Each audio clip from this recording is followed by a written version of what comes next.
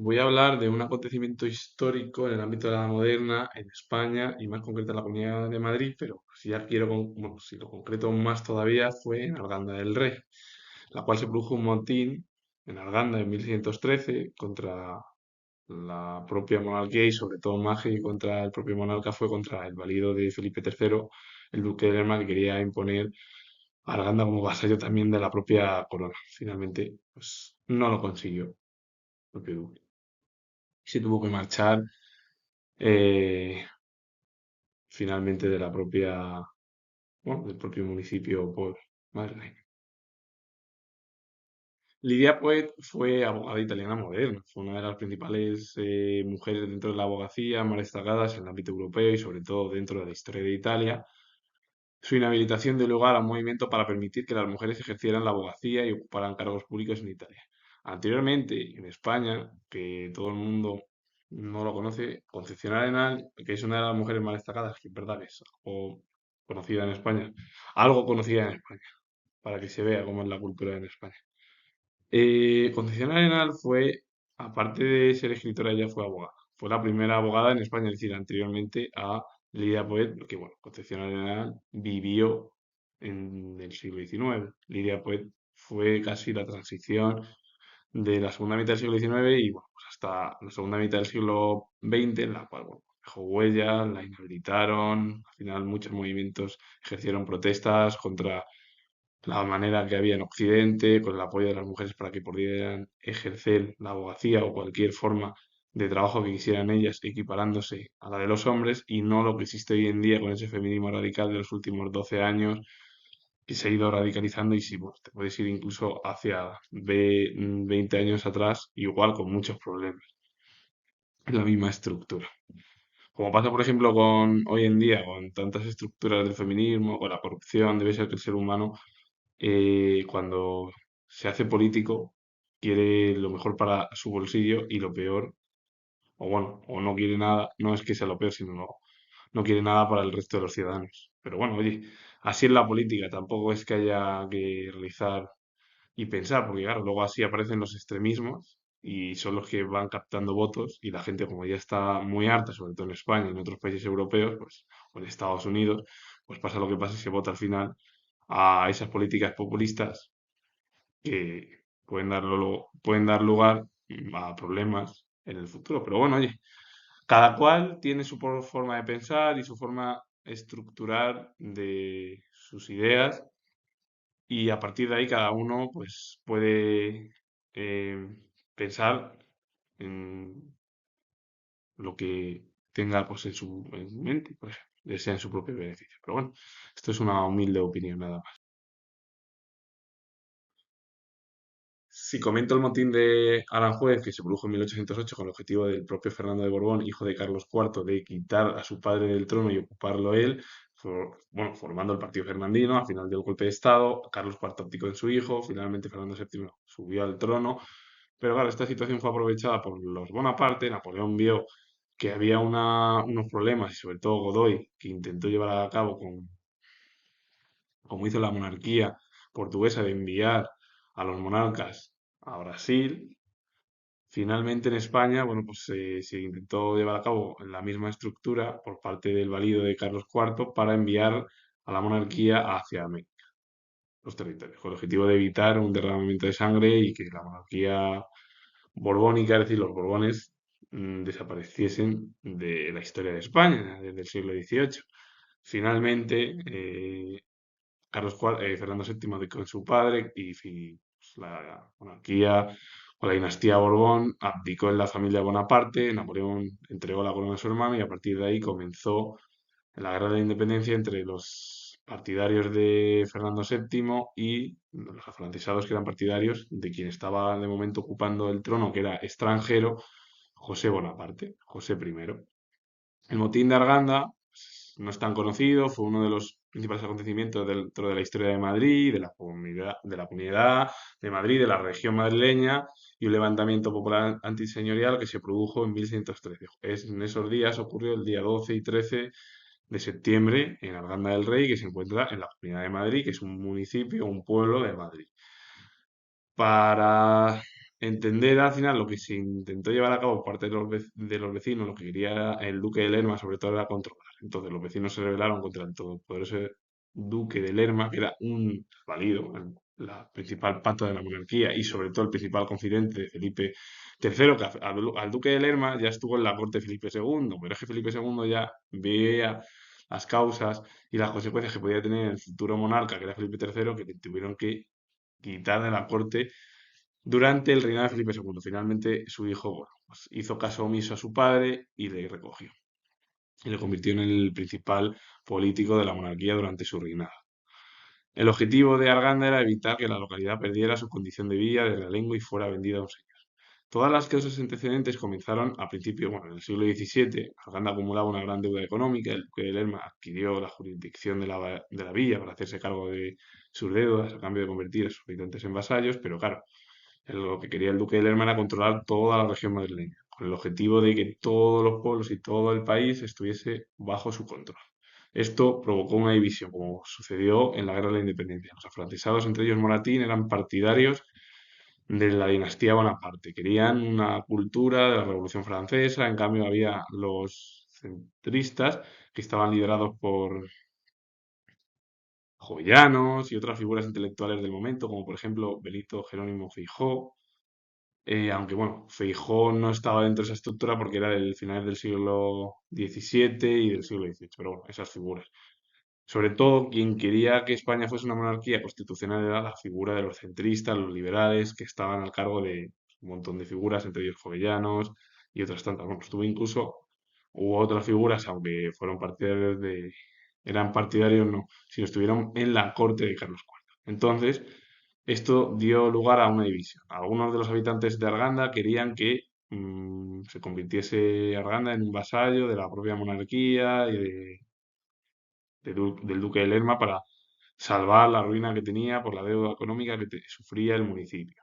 Otros querían la independencia y la libertad. Entonces, con el objetivo de evitar someterse al yugo de la monarquía hispánica y sobre todo el control del valido de Felipe III, el duque de Lerma.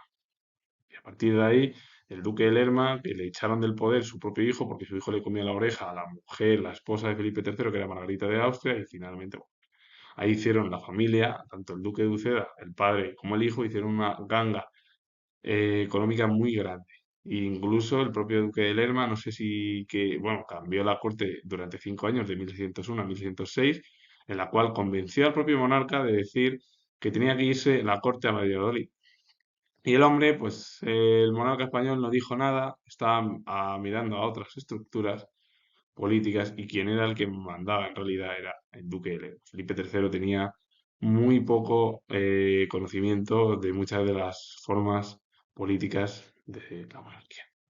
Y también estaba interesado en otras cosas el monarca español, más que en el ámbito económico, más que en el ámbito económico y político y los conflictos que sufría eso. El detonante estalló finalmente el 12 de septiembre de 1613. El duque de Lerma y el arzobispo de Toledo llegaron a la localidad para tomar posesión oficial. El ambiente ya era tenso cuando se produjo un altercado fortuito. Los cocheros ebrios del duque agredieron al alcalde local, que era Felipe Sanz. El alcalde fue golpeado tras defender el honor de la villa y se negó a aceptar el dinero que el duque le ofreció como compensación. El objetivo era de la monarquía era imponer el vasallaje por parte de Arganda, como el resto al final de todo el país en su conjunto, con el objetivo de que le quitasen bueno, quitar del medio al propio alcalde. Bueno, los cocheros ebrios agredieron al propio alcalde de Arganda, Felipe Sanz, lo golpearon porque el propio alcalde intentó defender el honor de la villa de Arganda, él no quiso el dinero que le entregó el duque. Finalmente, durante el acto de la toma de posesión, los habitantes de Arganda mostraron su rechazo unánime gritando que no querían ser vasallos. La rebelión estalló formalmente y el enfrentamiento provocó la muerte de uno de los cocheros del duque. Ante la hostilidad patente, la comitiva del duque de Lerma tuvo que abandonar el pueblo de manera discreta y apresurada antes del amanecer, fracasando en su intento de someter a la villa. Hoy en día se siguen realizando en Arganda muchas de estas estructuras para que la gente entienda qué es la historia de forma detallada a través del teatro y esas maneras y de que por lo menos sea un poquito más ameno a lo que sucedió en realidad en la propia historia real. Porque la historia real al final, el objetivo, y esto es para resumir y esto lo comento, además yo ahora mismo, bueno, como soy historiador, el resumen lo que quería hacer era el duque de Lerma era controlar a Arganda. Tenía una deuda económica. Arganda tenía división, problemas. Unos querían que lo comprase, otros no. El alcalde Felipe Sanz se negó, le golpeó el coche ebrio, uno de los cocheros ebrios que iba a mando el duque de Lerma.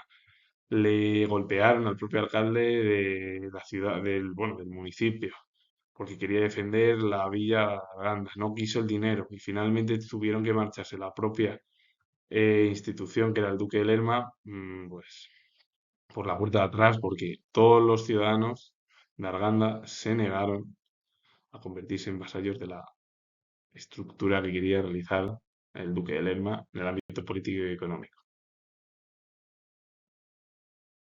Si digo la Gran Depresión, seguramente que todo el mundo nos viene a la mente la Gran Depresión, el crack de 1929 que provocó una crisis bursátil brutal, muerte de mucha gente, muchos suicidios, pérdidas económicas en ese periodo de entreguerras, de que se produjo entre 1914 y 1945, durante las dos décadas, dentro de la historia europea y occidental. Ambos afectan. Pero es que anteriormente, el último tercio del siglo XIX, se produjo otra gran depresión también económica en 1873, que fue una crisis económica de alcance mundial, pero que su mayor intensidad se provocó en el ámbito occidental. ¿Quién afectó más?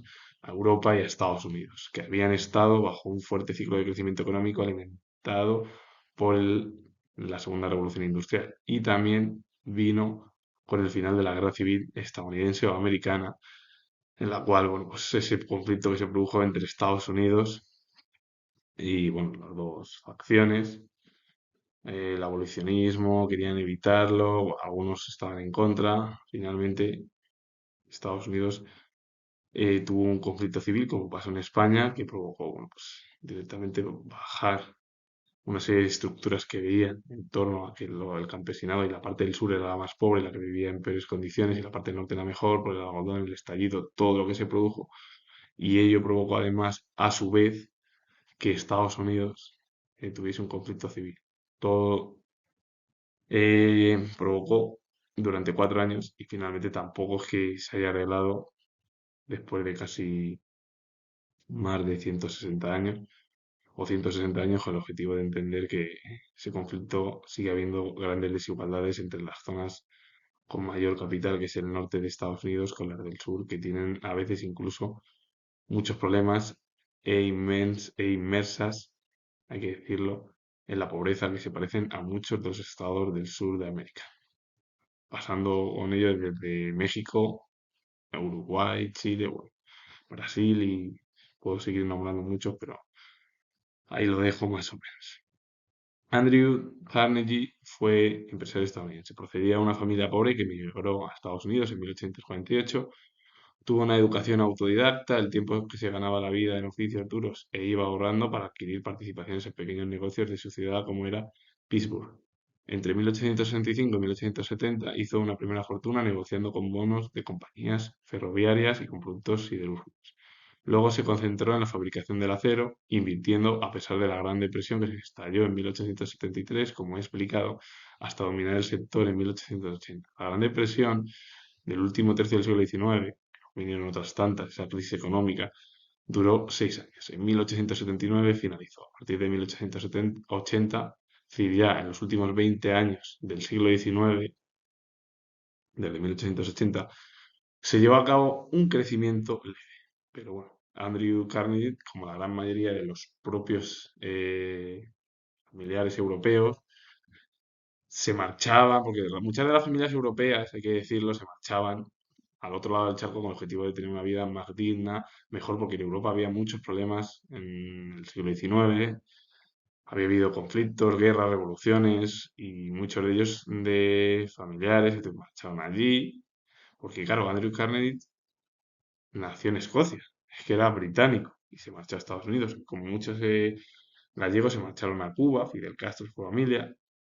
Bueno, pues él al final trabajó duro, ahorró, invirtió, finalmente se llevó a cabo en la estructura de la fabricación del acero, invirtió también en eso, a pesar de la Gran Depresión de 1873, pero que poco a poco dominó el sector, pues 7 años después. Así que con ello finalizo, comento que es historiador, si os gusta este vídeo, darle a like, suscribiros, comentar, repito de nuevo que soy historiador y nos vemos ya en el próximo vídeo.